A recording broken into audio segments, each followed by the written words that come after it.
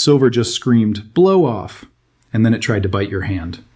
2 days ago, we printed around 82.50, and within hours, the market yanked it down hard, about 15 to 16% off the peak intraday.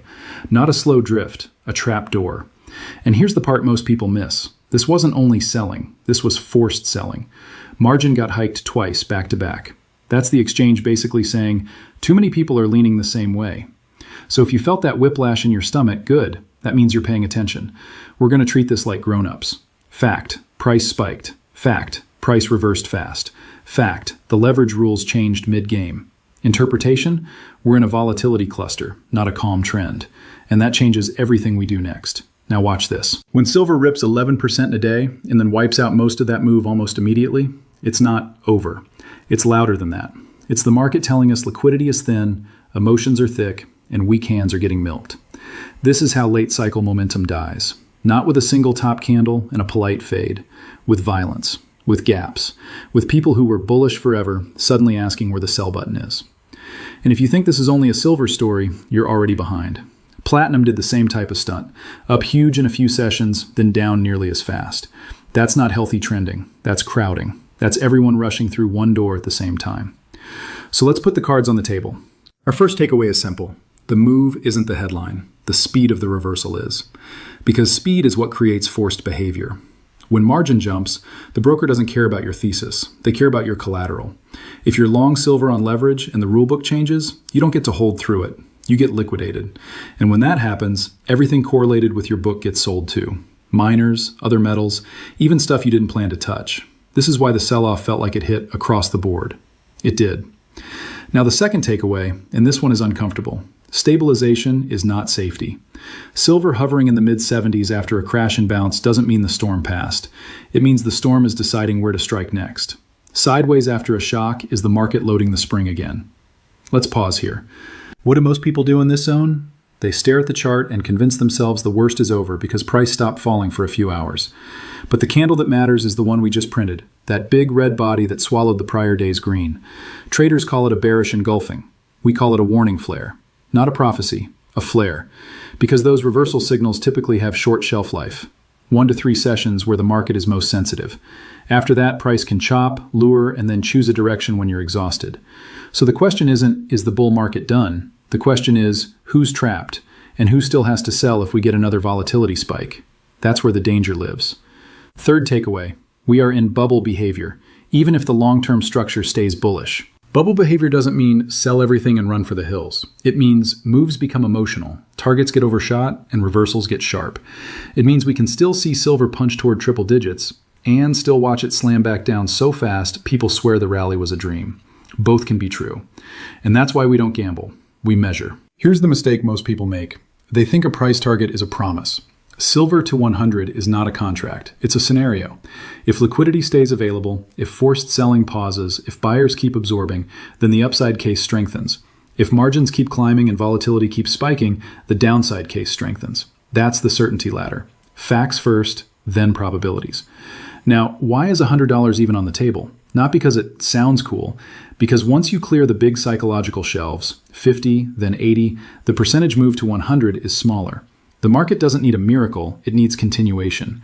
But continuation late cycle is messy. It's a stairway up with trapdoors between steps. So what do we watch to know whether the next push is real?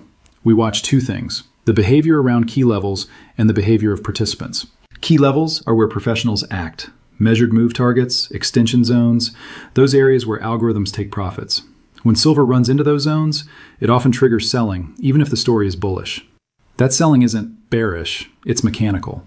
And when mechanical selling meets emotional buying, you get the candle sequence we just lived through. Expansion, exhaustion, partial rebound. That sequence is the market's way of saying, late money, welcome to the blender. Now here's the fourth takeaway. The next big opportunity usually comes after the big scary correction. I know that sounds backwards, but markets love to punish the largest crowd, and right now, the crowd is leaning bullish metals. You can feel it. Everyone who ever wanted hard assets is suddenly awake. Every timeline is filled with miners, silver, platinum, the new monetary era. That is exactly when risk is highest, not lowest. Because crowded trades don't unwind politely. They unwind when the last buyer is fully committed, and then the rug gets pulled. So if we're honest, the highest probability path looks like this. One more emotional push higher, then a correction that shocks people who thought volatility meant momentum. Could that correction be 20%? Could it be 30%? Possible. And if it's parabolic before it breaks, the snapback can be faster than your brain can process. Here's our one-line disclaimer. This is educational. We manage risk. Now, let's talk about the new floor idea, because this is where smart viewers separate from the noise. A floor isn't a number you chant. A floor is where selling dries up because value buyers step in. If silver truly built a regime shift above 50, then even after a blow-off and correction, it can hold above that zone and base. That's the bullish long-term thesis. But inside that thesis, we can still see a deep pullback into the 40 to 50 band. That wouldn't break the story. It would reset positioning. And resets are where we get paid, if we have patience. So ask yourself something uncomfortable. If silver dropped to 48 tomorrow, would you panic? Or would you recognize a base building zone? And if your answer is panic, then you're not positioned. You're over-levered emotionally. Now, watch the cross-market tell. Gold has been trending stronger and smoother, but it's not immune. When gold grinds higher and then starts to spike, that often signals stress brewing somewhere else. Gold doesn't scream because everything is fine. Gold screams because someone with size is buying protection. That's why gold can make a run toward the low 5,000s and still correct sharply after. A move to roughly 5,100 or 5,200 is plausible in a perfect storm tape. One more liquidity push, one more fear bid, one more chase. But if that happens, the correction risk increases, not decreases, because parabolic moves create air pockets underneath them. So the question becomes, what are we actually trying to do? Are we trying to be right about the decade, or are we trying to survive the next 3 months? Because a lot of people are right long-term and still get wiped out short-term by leverage, by timing, by overconfidence. We don't need to do that. We need a plan. And the plan is not complicated. It's just hard to follow when everyone is screaming.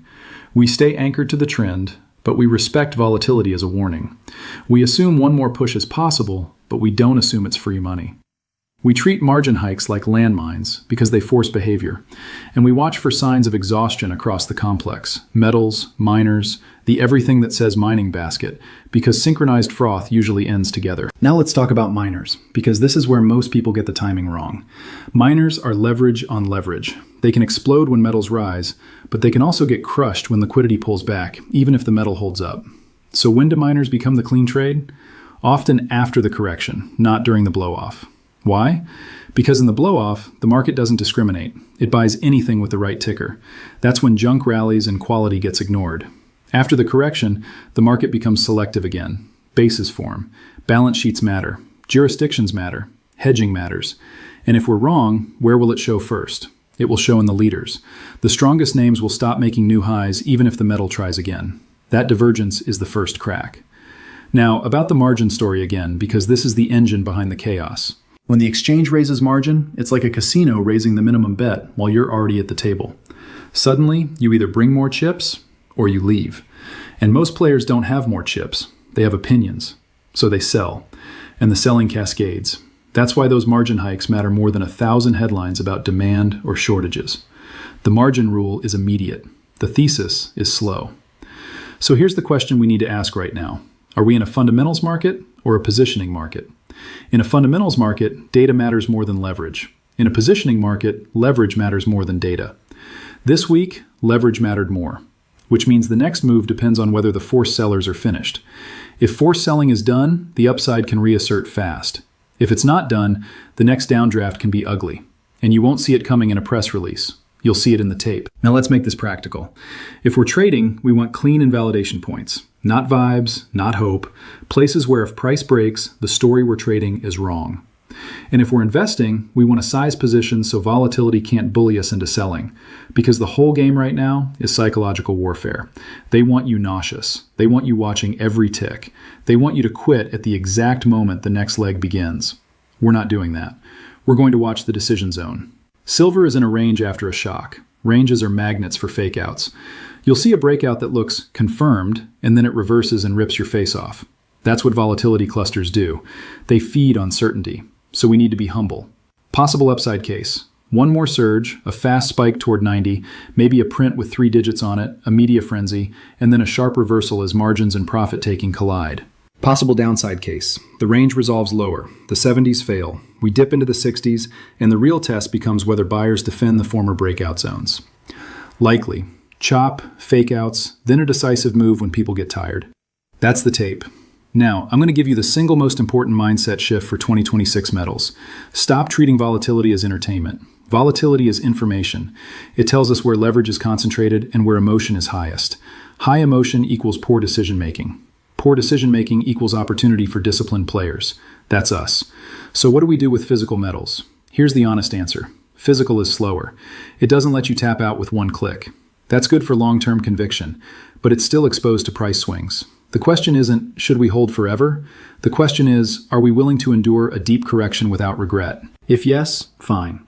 If no, then we need a plan to lighten up into strength and reload into weakness. Not because the thesis dies, because cycles breathe. And cycles in metals can be brutal. They can correct for months, even a year, while everyone screams, manipulation, and it's about to moon. Meanwhile, the smart money is building positions quietly in the base. We want to be the smart money. Now, let's address the elephant in the room. People keep saying, this time is different. And here's the truth. The news is always different, but price psychology is not. Greed looks the same. Fear looks the same. Crowding looks the same. Forced selling looks the same. That's why charts rhyme across decades.